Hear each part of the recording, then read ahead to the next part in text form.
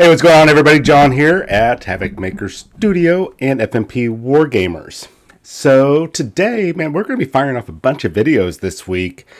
There's just like major drops and some news popping up. So I want to kind of try to keep up, especially for those of you that don't have time to be looking at this during your lunch hour or whenever you get home because you got family stuff. You got to paint for the Alamo GT that's going on in San Antonio, Texas this weekend. It's a very big GT. I think it's one of the next to War Games Con. I think it is one which is in Austin, Texas, is probably one of the largest. I think it's or not largest, but one of the longest running Warhammer 40,000. And I think they do some other games like Blood Bowl, I think the day prior, or I forget how that goes. It's been a while since I've been to Alamo. But I think they're the longest running next to War Games Con out of Austin. So, kudos to those gents out there and all the Texas GTs and majors and super majors like the Dallas Open. Of course, as I just mentioned, the Alamo GT that goes on this weekend, May 22nd. Then coming up, we have War Games Con, and we also have Desert Rat. Now, I don't know if Desert Rat over in El Paso is launching this year. I will double check and get back to you guys on that. I've been to that event, really liked it. It's a hell of a drive, but the food and the camaraderie and the location we were at, absolutely awesome. Mind you, I lost to I think he was 13, but everybody will say, oh, he was 10, and then it becomes 9, and then it becomes 8. I think now he's a 6-year-old. I don't know. The story constantly, this kid gets younger and younger, and I just get older and older, so it just makes it worse. At any rate, then we have Warzone Houston coming up in September, which I've been a part of since 2017, I think it was. Yeah, 2017, with my partner in crime, Alan Bailey. And I think that's it. Oh, no, there's another one that's going on. It's a new one, and I cannot think of the name of it. I apologize. I'll get back to you guys on that. Long story short, I lost track of the direction I'm going. So let's just get into what we're talking about here. So Atomic Mass Games, on their normal Thursday release, we had Panel to Play. So Black Cat, which is going to be coming out with the Amazing Spider-Man in a few months, which this means that I think next week, I could be wrong, or either next week or the week after, we'll see her character card. So she's coming up real fast. But let's get into her Panel to Play and see what we have. So Felicia Hardy, is it Hardy or Harding? I think it's Hardy. Always drawn super sexy, racy, and she always exudes that sexiness. It's just part of her character.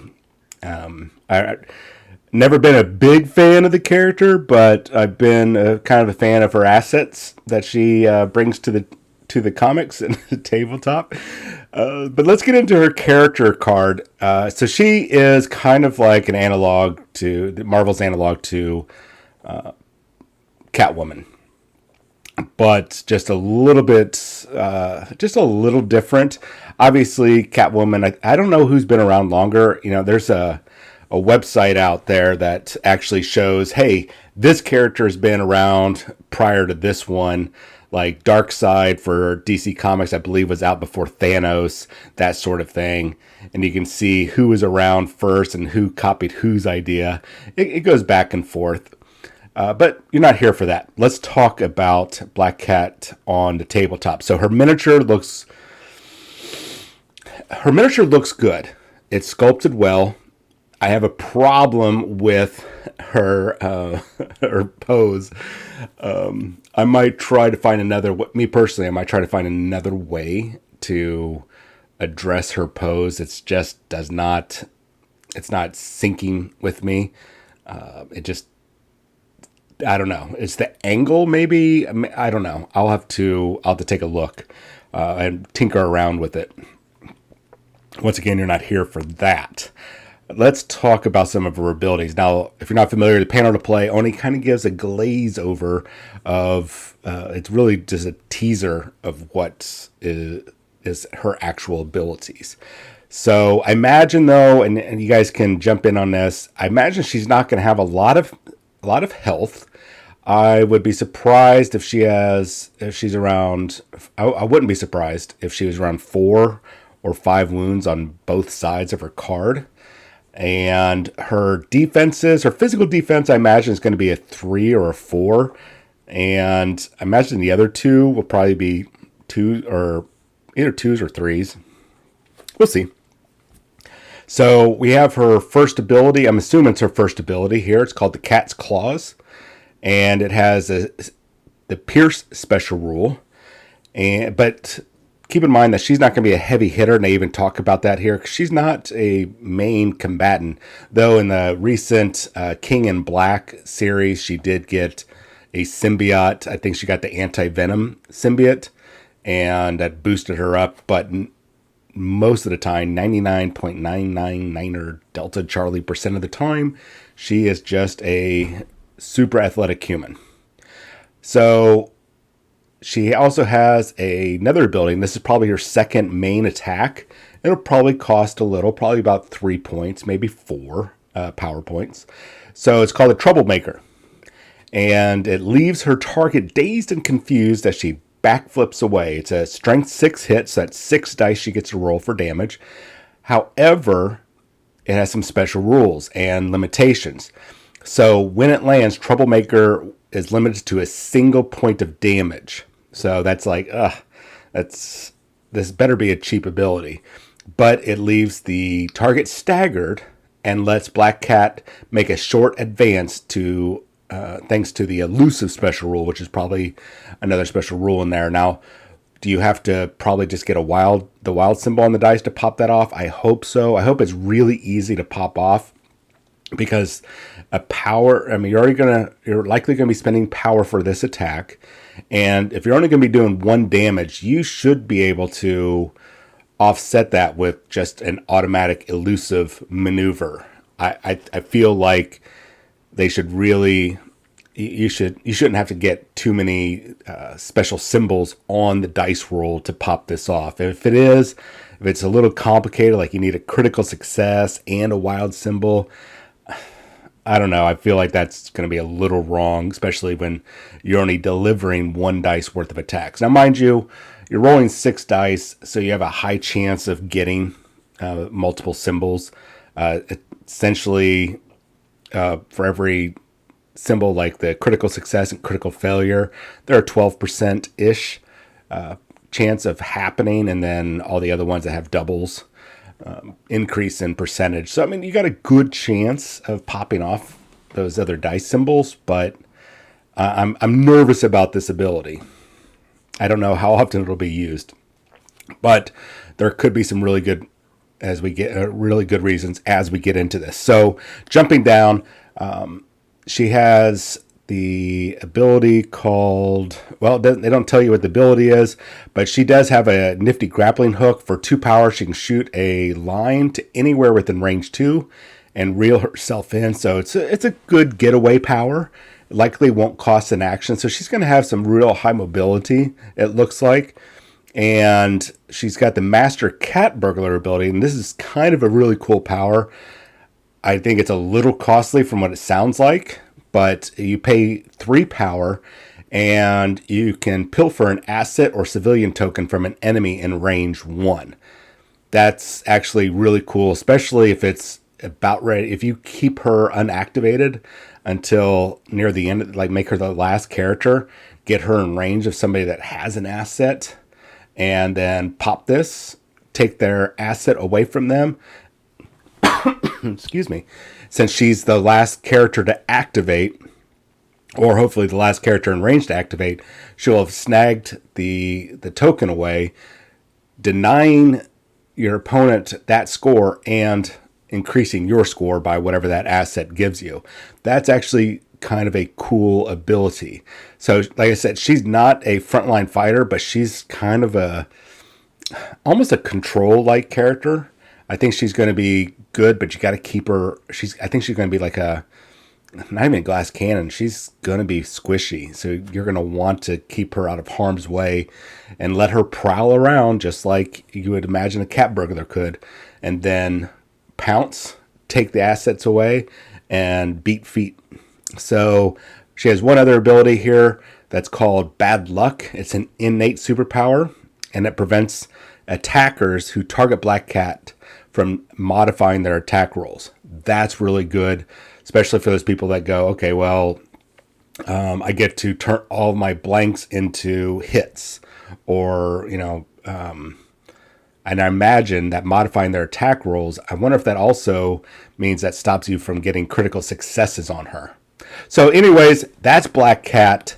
That's, I don't know about this one, guys. I'm feeling a little iffy about her. I think she's got a lot of potential, but I'm nervous. So let's go over to Games Workshop. I've had some people ask me, like, John, why do you complain about Games Workshop so much? Why do you give them a hard time? Well, the main reason is not a lot of people do. And I think a lot of those bigger websites, those bigger streamers or YouTubers, and I'm not saying that these are the people that I'm referring to. I'm just giving you some ideas of some of the big names like Bell of Lost Souls, Spiky Bits, Fate 212, Frontline Gaming, which probably is an example, but I have no proof.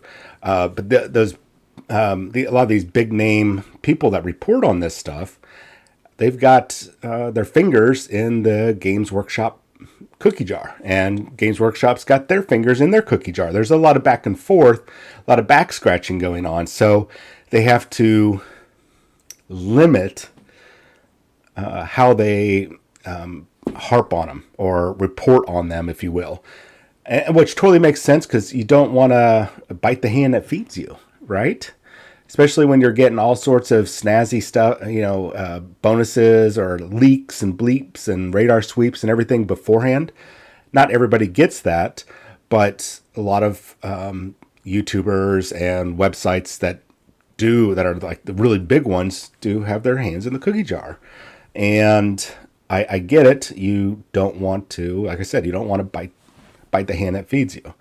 I don't have that luxury or that bonus or the cookie jar. In fact, I think they keep the cookie jar way up high or hide it in their bedroom or something, because I don't have access to it, at least not directly. So it's okay for me, because I'm not losing anything, except Games Workshop won't come around and go, hey, John, would you like to sit in on this next week's roundup or whatever, and talk to us about this? That's okay. I don't mind. And plus, we need to be able to hold them accountable. There's a lot of Games Workshop apologists out there, and I used to be one of them. And then I woke up one day.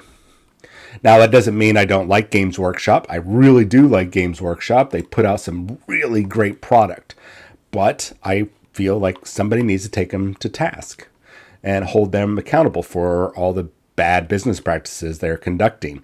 So let's start talking about those. So I've talked about Games Workshop has been doing some limited allocations pretty much the whole time during this whole COOF or COVID-19 pandemic stuff that's been going on. Totally understandable. But it's continuing. And they haven't adjusted themselves, which is really, really weird. They haven't taking these things into account. A good example is previous week, we had the Soulblight Gravelords drop. This is a brand new army, new codex, new units, new character models, the works, and they allocated the friendly local game stores pretty much two of everything. I'm sorry, we can't use the term allocations anymore. They're capped. Yeah, they're capped. That's the maximum you can get is 2. Which is absolutely ridiculous. That's an allocation. You're allocating. But Games Workshop's good at spin doctoring, just like Disney and Warner Brothers and all those. I get it, but it's an allocation. You're only allocating 2 per. It's not a cap. It's an allocation. Come on, guys. But their stores get more, and it's not too much more. It's like 3 or 4 total. Maybe it might even be 5. But they get more than the friendly local game stores, which in a way makes sense. But having worked at Games Workshop, most Games Workshop stores do not make enough money. That's why you see them constantly close down. Those stores don't make a lot of money. The friendly local game stores make more money for Games Workshop, depending on their trade account size. So these allocations are troublesome, like last week's Soul Blight Gravelord. So let's get into this week's cap or allocations, and this is where some people have said, "Oh, hey, look, Games Workshop's doing us a solid and upping our cap," but it's not really doing it. So almost everything here I'm going to show you is around 2 or 3. So Soulblight Gravelords, look at my cheat sheet here. The Soulblight Gravelords, not War Scroll Battalion, but they're start collecting, cap to 2. Dire Wolves, cap 2. Belladama, brand new character, cap 2. Radikar the Beast, which I really want that model. He's so cool looking. Allocated or capped at 2. Let's see here. The Volga, or not, sorry. What is this called here? Whatever that Radikar the Wolf and Radikar's. Oh, that's a web store only, so that doesn't even count. Kritza, the Rat Prince, allocated to 2. Lady Anika, capped at 2. Dire Chasm. I think Dire Chasm actually has a higher, but not a lot of people. Nope, it's still Canaan's Reavers, 2. Adeptus Mechanicus, brand new codex. They bumped it up to 5. That's very generous of them. We should be very thankful.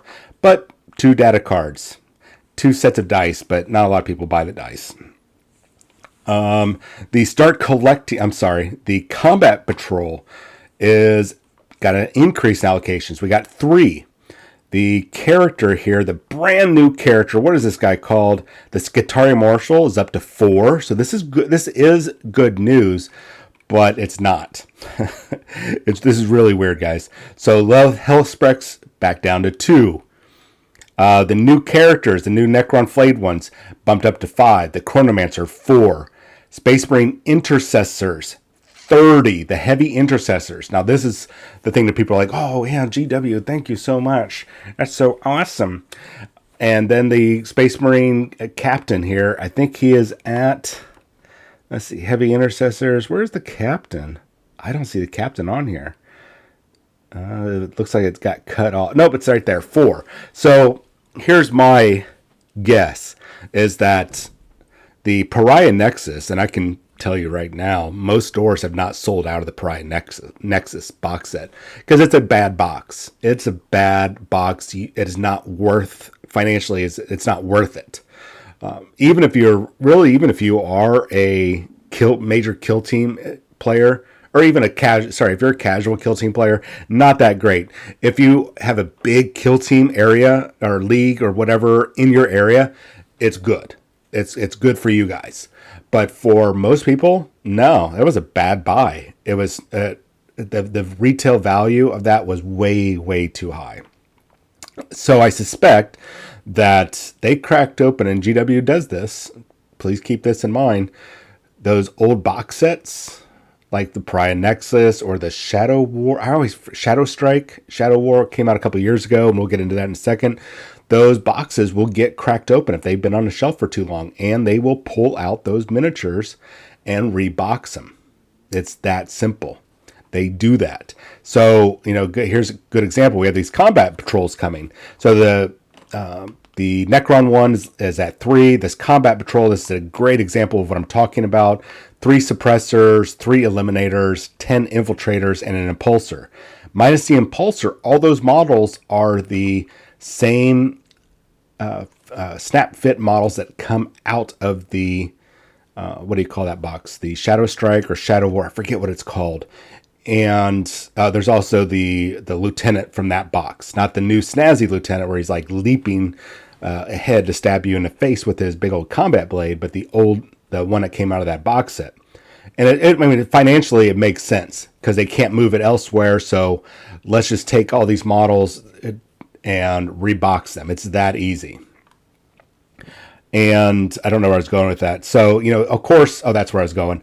So, of course, they can up the allocations. Now, the 30, I think the heavy intercessor, that's Ooh, that's a little bit more than I would have expected. I'm sorry, not allocation, the cap.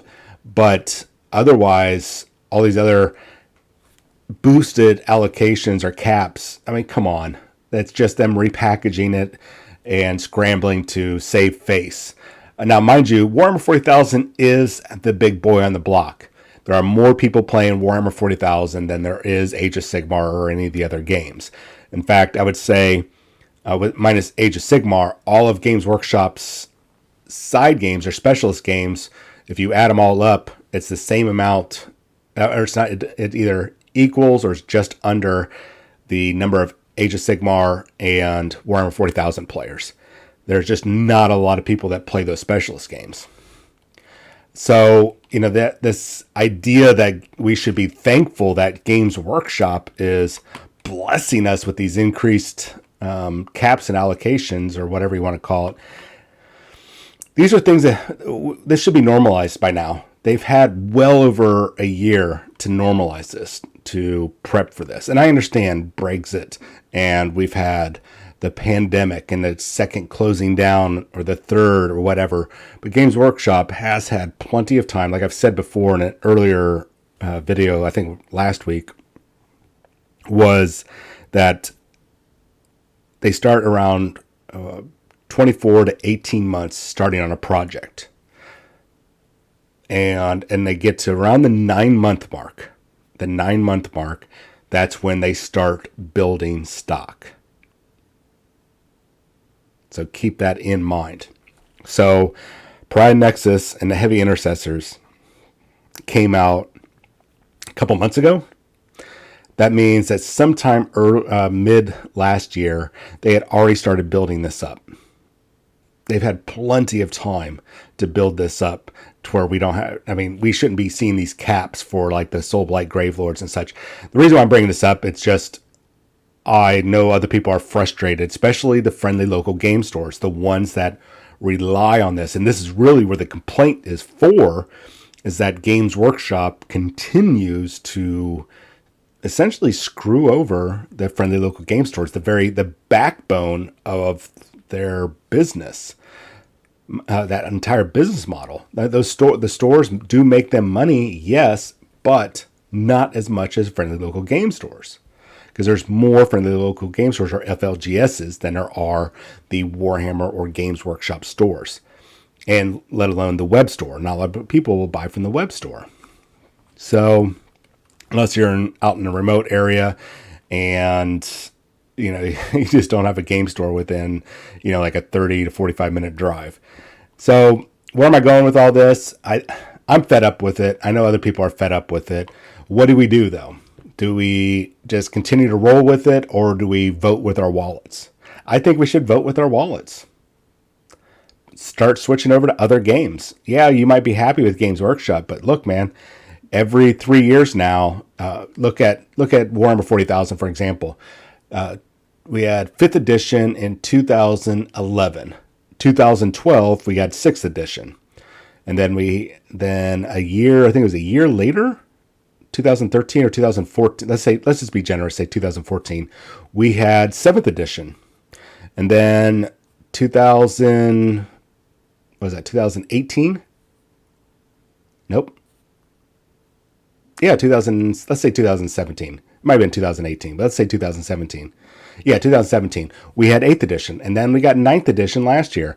So technically, in the past 10 years, we've had 5 editions for Warhammer 40,000. That means people have bought 5 rule books, probably half a dozen of the chapter approves, and I would say at least 4 codexes, maybe 5, especially if you're a Space Marine, 5 codexes. That's a lot. That is a lot of change, which is absolutely ridiculous. And this is the part of the problem I have with Games Workshop right now, is that they're not giving us a completed product. I would probably ease up if they would give us a completed product that we could actually play and that would last a while. Right now, it's almost like everything is disposable. It's like, oh, new edition, new models. We can't use these anymore. Let's throw everything away and go and invest in the next wave of all the new models, the new books that we just replaced maybe 2.5 to 3 years ago. Thanks, Games Workshop. Rinse and repeat your very bad business product or business model. I'm just fed up. I think a lot of people are. They do make some great, gorgeous, beautiful models. I cannot deny that, and I won't. They do, like their company line says, and if you're not familiar with it, you've not heard me say it before, Games Workshop makes the best models in the world and sells them globally at a profit. If you guys, that's their company line. So if you're not familiar with or if you're not digesting that, the game is not important to them. It's not as important. The game is secondary. It's something that they do so you have something to do with your miniatures. But they're a model company. They make miniatures. They are not a tournament company. They're not a game company. They're a miniature company. So they're going to do everything they can just to keep cranking out more miniatures and suck your money away. So that's why I think the game, it's just, I think people just need to put their foot down and start voting with their money. So Games Workshop will, I don't know, shape up and start trying to do something a little bit more positive when it comes to their game systems. Give us like 5 years at least before you give us a brand new edition. Give us 5 years before we have to buy another $40 army book. This is absolutely crazy. It's totally unnecessary because we're buying that book, we're paying for an app, and you're just going to turn around and change it all up again. We have to rebuy the book and upload it into the app, all that jazz. It's just getting a little ridiculous. And I know a lot of people are getting fed up. Warhammer 40,000 is getting very big, very popular, and it is drawing a lot of attention to Games Workshop. But their process of releasing rules and everything, it's about to bite them in the ass. The cost of the models, the cost of the books, the rapid turnaround of the rules, and the rise of popularity. I don't think people are seeing it, or they don't want to see it. But what's going on is going to bite them in the ass, and I don't think it's going to be as bad as, say, what happened with Privateer Press with War Machine and Hordes with their 3rd edition, where they just pretty much they almost just folded. But Games Workshop's going to take a hit, and it's coming. It's coming real soon. So I don't know where I was going with all that, but I think I was just trying to explain how Games Workshop needs to get their act together, because they're ruining their business. They're starting to push people away, and they're making it extremely difficult to build up a new community, because that's one of the things, and I can tell you as an employee, one of the goals was that you want to constantly recruit one new person a week. Because one new person a week, the newest person spends on average $800 to $1,000 a year in their first year. And then after that, it goes down. They don't really count on that too much afterwards. So that's why you have to constantly be recruiting. And it's getting to the point where people are going to be coming in and like, holy crap, I'm paying $10 a model. This is ridiculous. I can't afford to keep doing this, especially for my kids and whatnot. And that's getting to a point where they're going to start driving away newer customers, which is their lifeblood. Everybody thinks that, the tournament players are the ones that drive the business. No, guys, we're not. We are not the ones that drive the business. It might seem like it because we're so vocal, but the people that drive the business are the new customers. It's the new customers that make them the most money. That's where the profit lies, not in you and I that go on eBay or these third-party sites and get alternate models or recasts, or go to gamer flea markets, get models and strip them down, or trade armies, that sort of thing. And yeah, there are some people out there that can afford it, but to go out and buy a brand new army right off the bat, but there's not that many. You're a small percentage. Congratulations, you're doing well, and I'm not taking that away from you. But tournament players, or the really competitive players, we are the minority of the buying power. The buying power lies in the hands of new customers. And if you push away those new customers with these high prices and these constant turnovers of editions, it's going to really start crippling the business, because all it takes is somebody like me talking about it, complaining about it, and then some of these other big sites like, oh man, we've got to talk about it. Whether they attribute it to me or not, the word starts getting around. And all it takes is these big sites to start going, hey, GW is messing up. And then once the word starts spreading, then people start backing down with the buying power, just like what happened with Privateer Press. It was bad publicity. So anyways, regardless of what you think, the new caps are in, and we're starting to see maybe a return. Well, probably not really. I think Games Workshop is really just looking at the allocations for the new Space Marine Heavy Intercessors, and really the Warhammer 40,000 stuff, going, you know what? We need to go ahead and squeeze out some more cap limits. I'm just going to say allocations. I hate cap.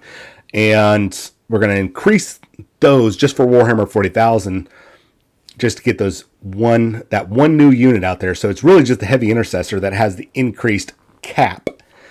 But, forget about the brand new army for Age of Sigmar with an entire new model range, new books, new everything. Forget about them.